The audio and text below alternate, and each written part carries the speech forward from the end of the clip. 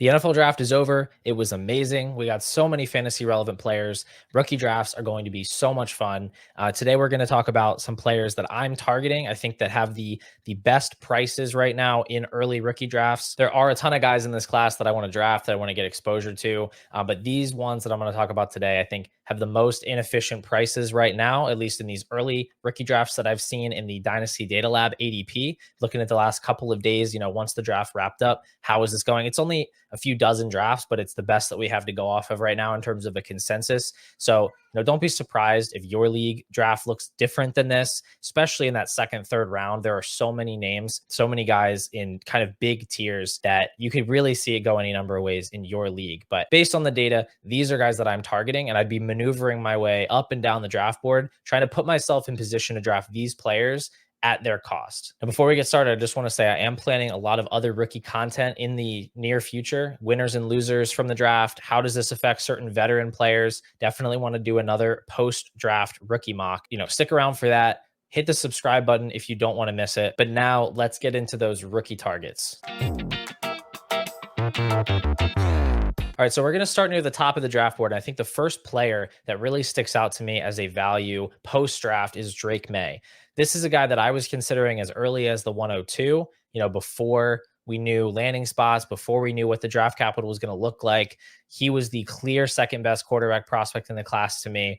And I thought, depending on the type of offense he lands in, Minnesota potentially, he would be worthy of taking at the 102, even over Marvin Harrison Jr. Now, the way things turned out with him going to New England, I don't think that that's necessary. I don't think that it would be responsible to take him at the 102. I definitely prefer Marvin Harrison and Neighbors, but I do still like Drake Maye over Jaden Daniels.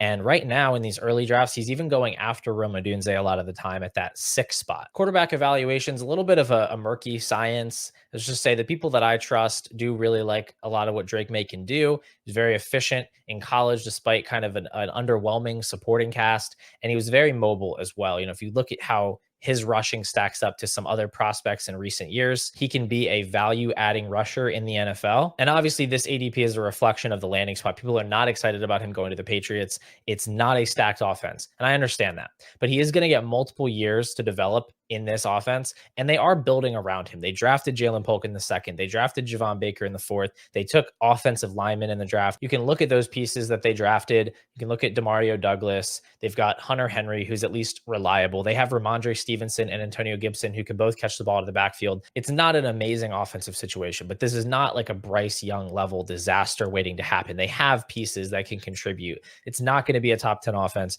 probably not going to be a ton of fantasy points from Maye in year 1, but I think we could absolutely see him flash that potential that had me and so many others excited, and his value could still rise going into year 2. There's so much insulation for highly drafted rookie quarterbacks. So if I can move myself to that 6th spot and get Drake Maye there, I think that's the best spot on the board. That's the best value pick in the entire draft if you can get Drake Maye at the 106. Probably should have mentioned this at the top.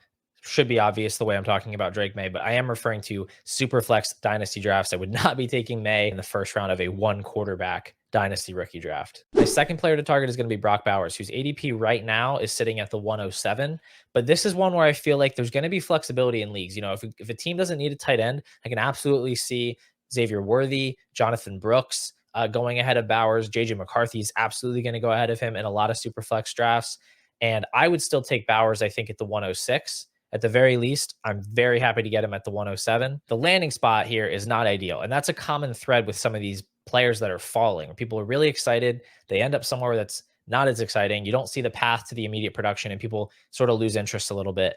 But we cannot forget the quality of prospect that Brock Bowers is. Still arguably the best college tight end prospect of all time. Since PFF started tracking college stats in 2014, Brock Bowers leads all Power 5 tight ends in receiving grade, in receiving yards, in receiving touchdowns, in missed tackles forced, yards after contact. And remember, he only played 3 seasons. He didn't even play a 4th season in college because he's coming out early. You look back at the past top tight end prospects over the last few years, really the only person that kind of stacks up against Bowers is Kyle Pitts. Bowers was a much more consistent peak throughout all 3 of his seasons. And the thing about Bowers, as opposed to like a wide receiver, is that every year there are these star wide receivers that come in. And so people are less willing to be patient with a great wide receiver prospect that doesn't pan out right away. With Bowers, you're not going to get another Brock Bowers level prospect next year. You might not get one the year after that. I don't want to necessarily go to generational with Brock Bowers, but he really is the closest thing to a generational tight end prospect that we've seen in a little while. So I think it's worth taking him,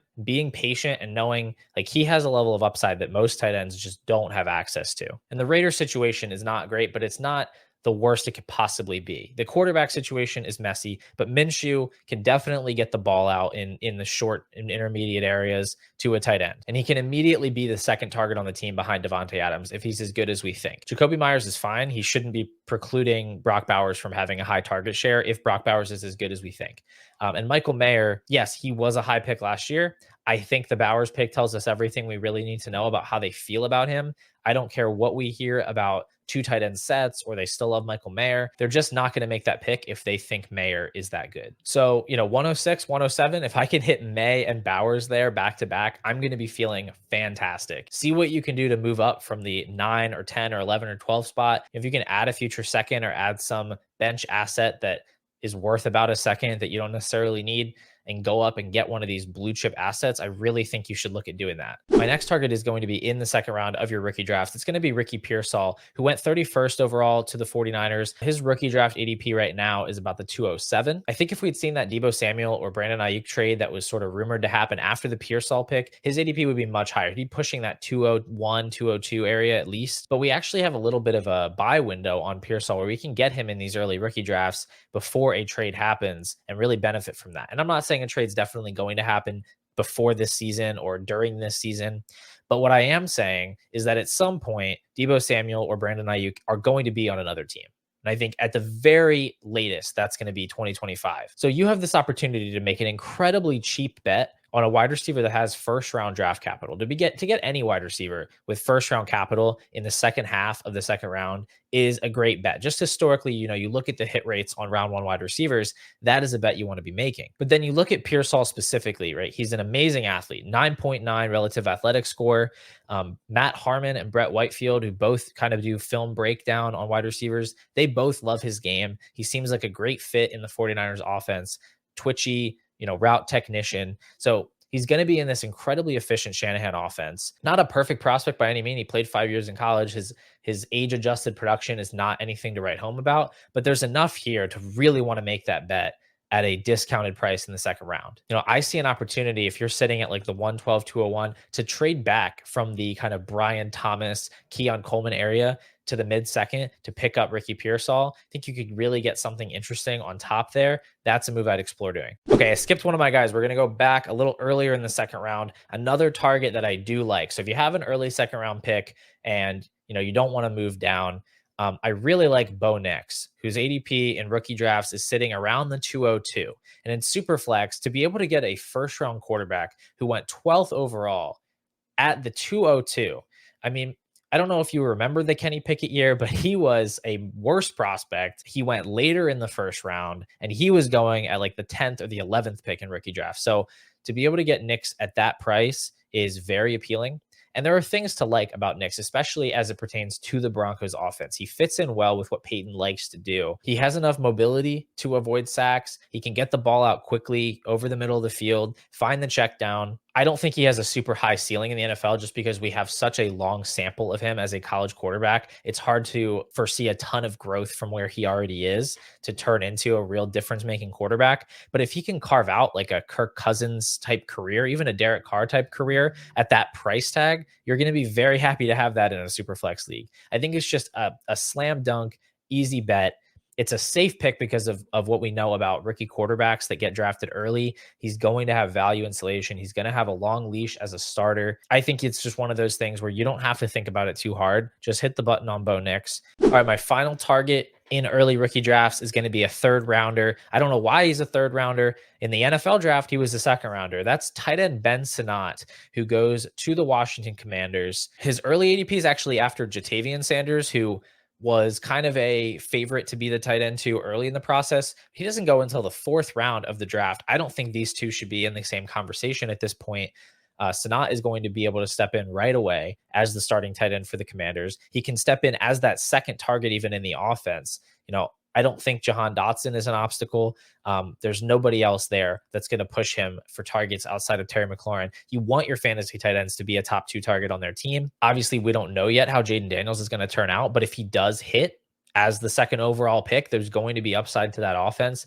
I like the idea of being attached to that as a potentially ascending option. And Sinnott's not just some terrible prospect who got second round draft capital out of the blue. He was a riser because he tested really, really well, 9.7 RAS score. He was productive in his final season in college, sort of a weird profile because he made the transition from being fullback, but he doesn't look like a fullback. He's like the same size as Brock Bowers and Sam Laporta, even a little heavier than those guys. And he succeeded at a high ADOT in college. He had a 10.1 ADOT in his final season. That's higher than most of the other tight ends in this class. So it's not like he's just being used close to the line of scrimmage as a dump off guy like a fullback might. He's being drafted to play tight end, and I think he's going to succeed. I really don't get this third round price tag. The players he's going around have worse draft capital, worse opportunity ahead of them, even worse profiles. I think this price will probably correct itself over time as people kind of realize what sort of situation he's walking into. But right now, this is a great discount, one of the easiest clicks in all rookie drafts. And for what it's worth, I'd be happy to click on Sinnott as early as like the 208 or the 209. So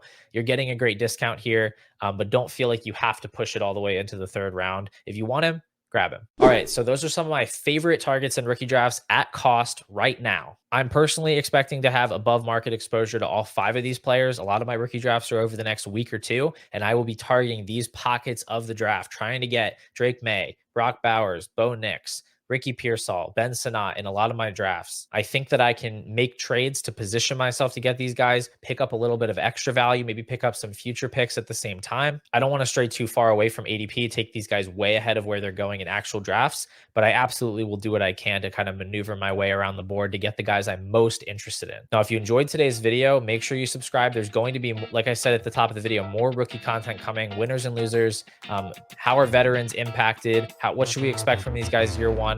I don't know exactly what everything's going to be, but I know it's going to get my full attention for the next couple of weeks. And I'm expecting to have multiple videos out about this 2024 class in the near future.